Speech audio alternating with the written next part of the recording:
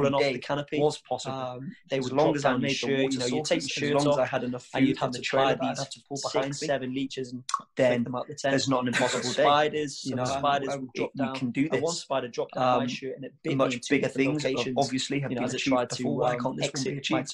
And so, so that really helped me break. I came across aloe. I do that with Vera plants, everything, aloe plants, and that's when we realised it can be done. Let's train, let's prepare. I was training physically. I was being stabbed by the bamboo. We were all money for a gym membership season, so I was just training in my back garden, mountainous jungles. It was a cycling season. I don't know how flooded. Rivers were bigger, streams. Can you see those sort of? It was a lot cold, weirdly cold as well.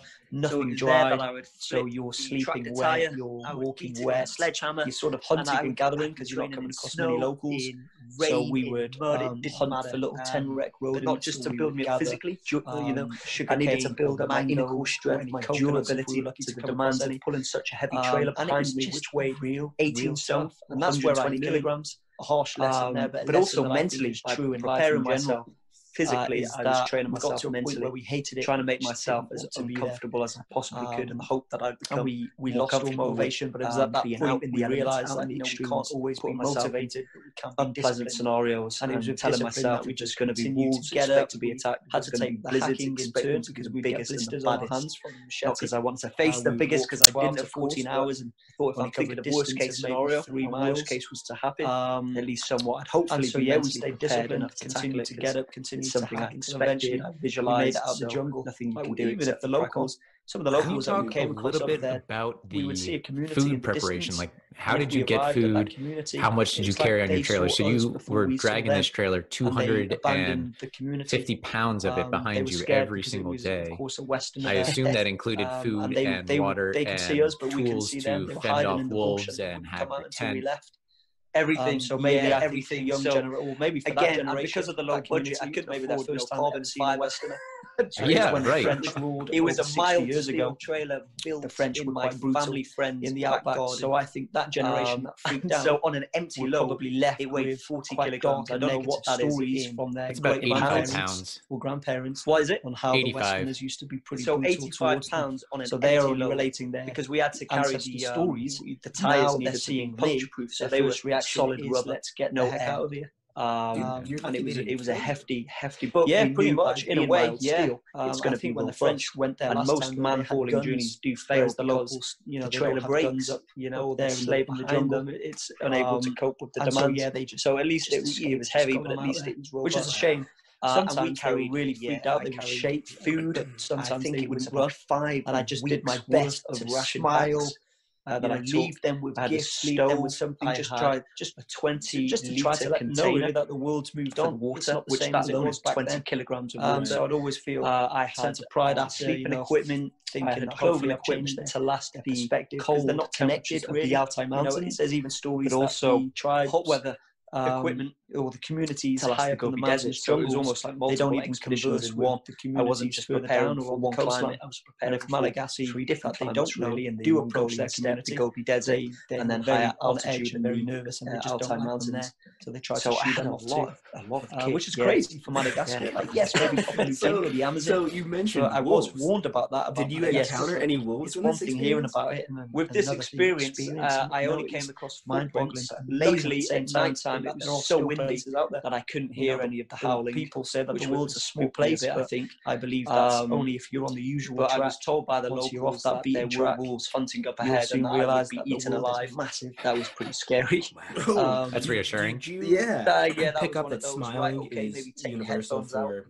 100%. And I cracked on the locals. I've always been a smiley character naturally. I never really stopped smiling. They started to call me the lonely snow leopard. When I spoke to the previous guy who tried walking across Mongolia, nickname 3 times. Then when I spoke to my logistics manager, never been invited in the capital city. He said, "Yeah, they're calling you the lonely snow leopard because and I prepared myself for that. Okay, I like the way you said maybe they're not so hospitable.